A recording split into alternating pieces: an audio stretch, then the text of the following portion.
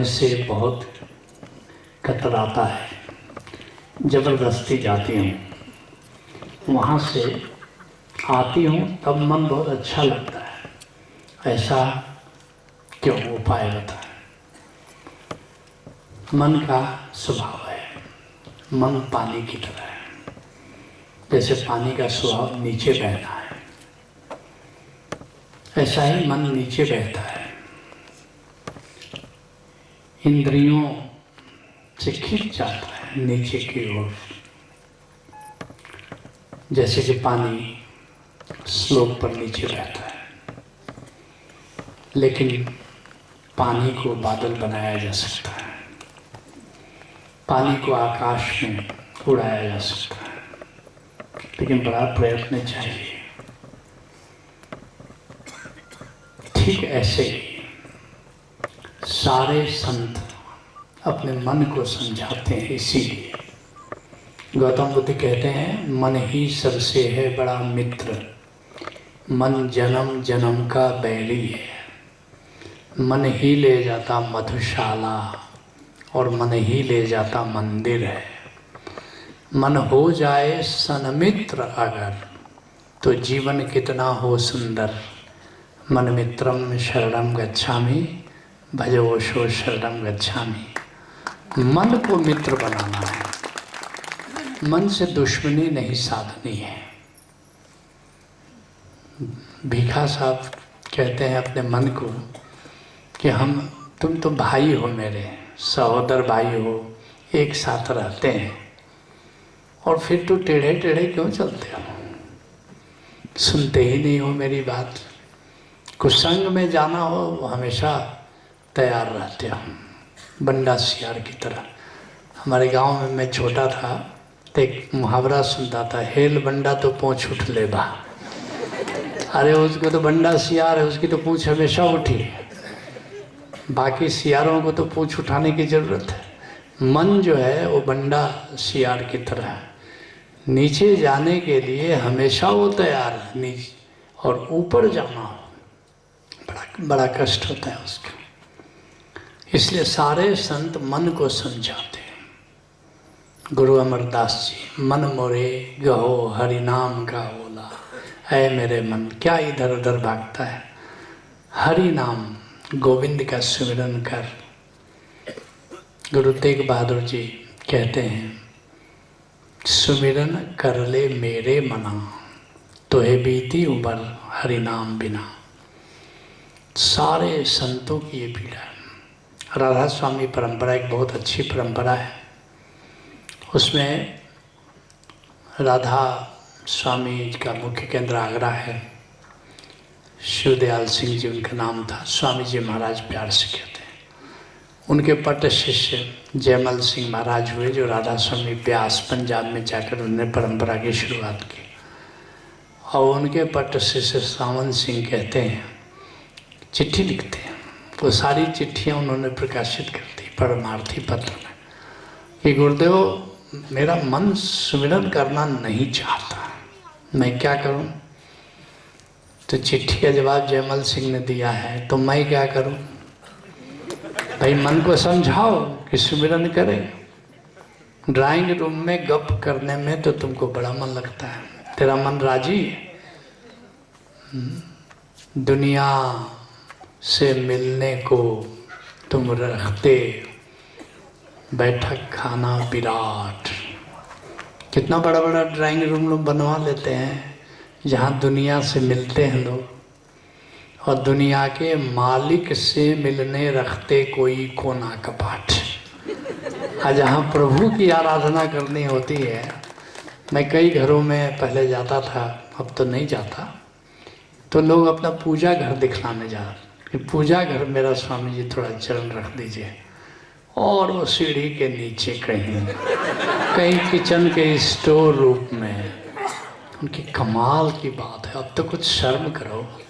दुनिया वालों से मिलने के लिए ड्राइंग रूम क्या सोफा सेट लगा हुआ है, और दुनिया के मालिक से मिलने के लिए कोई कोने में महिलाएं एक फोटो रख दी, हो गया, दुनिया से मालिक से मिल रही है।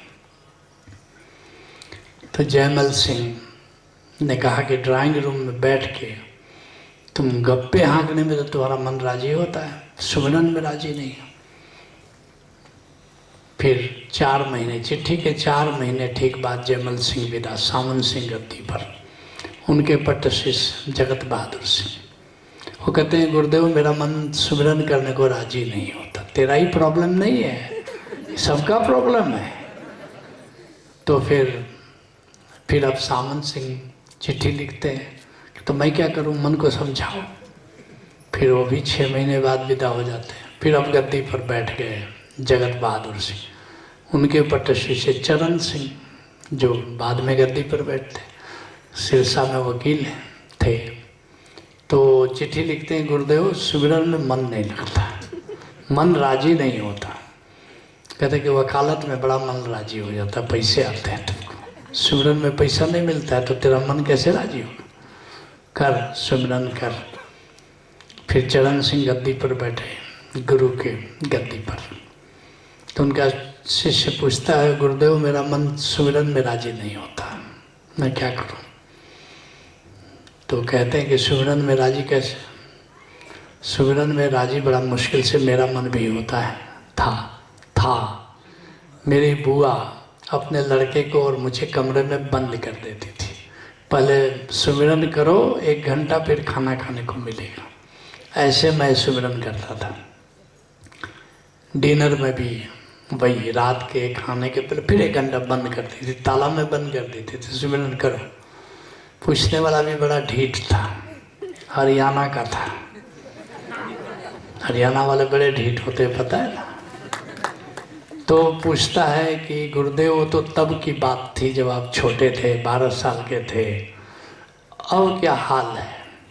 चरण सिंह मुस्कुराते हैं, कहते सच्ची बात है कि अभी भी मेरा मन सुमिरन करना नहीं चाहता। गजब की बात है, गुरु का मन भी सुमिरन करना नहीं चाहता। मीराबाई तो कहती है मेरो मन बड़ो हरामी, ये बड़ा हरामी है। लेकिन केवल मीराबाई का मन हरामी नहीं है, करीब करीब सबका मन बड़ा हरामी है। अभी आ जाए यहाँ सलमान खान और कटरीना तो सब भाग जाओगे तुम लोग। गुरु जी तो आते ही रहते हैं, कहाँ भागे जा रहे हैं। मन कहेगा कि चलो चलो, गुरु जी कहाँ भागे जा रहे हैं। बड़ो हरामी, मेरो मन बड़ो हरामी। इसको थोड़ा समझाओ, थोड़ा पुचकारो।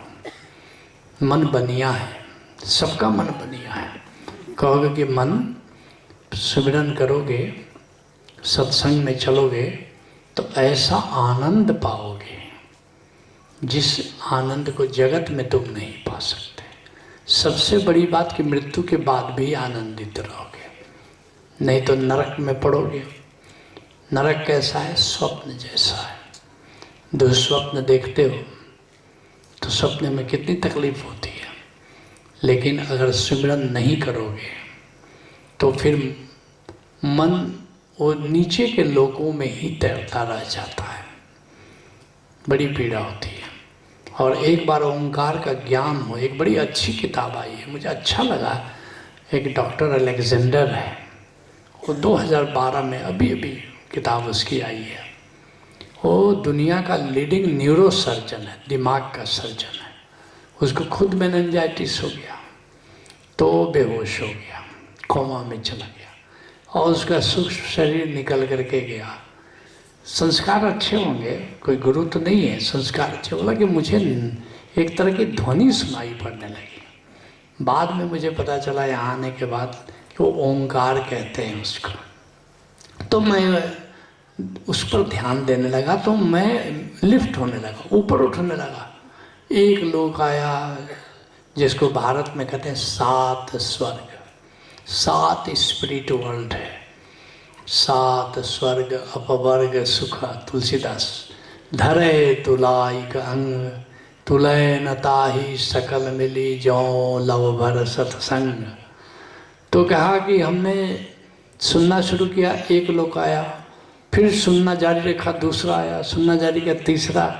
फिर हमने सोचा कि अब कौन सुने इसको, तो फिर नीचे सांप सीढ़ी की तरफ शरीर नीचे आना शरीर शुरू किया।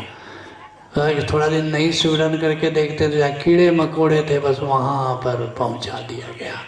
फिर उसने सुनना शुरू किया और फिर तीसरा, चौथा, पांचवा, छठा, सातवां, सातवें स्वर पर पहुँच गया। लेकिन तुलसीदास क्या कहते हैं कि सातवां स्वर्ग भी सत्संग के सामने व्यर्थ है। क्यों? क्योंकि सत्संग में तुम वहाँ पहुँच जाते हो जिसको वैकुंठ कहते हैं। स्वर्ग नहीं, सीधे वैकुंठ, जहाँ विष्णु रहते हैं, जहाँ संत रहते हैं। तो मन को थोड़ा बनिया है, उसको कहो कि मन बड़ा फायदा है, क्या बिजनेस है, और मन राजी हो जाएगा। सिर्फ मन को कहो कि ड्यूटी के लिए सिमरन करो, मन कहेगा कि कौन करता है। इसके बाद क्या होता है? इस पार प्रिय तुम हो मधुमेह, उस पार न जाने क्या होगा। इस बार मधु का इस पार मजा ले लेते हैं, प्रिय का मजा ले लेते हैं, कौन जानता है कि उस पार क्या होगा। ये मन कह देगा। मन को समझाओगे तो मन राजी हो जाए। बुद्ध का राजी हुआ, ओशो का राजी हुआ, मेरा हुआ, मीरा का हुआ, तो तुम्हारा क्यों नहीं राजी होगा? Let's acknowledge.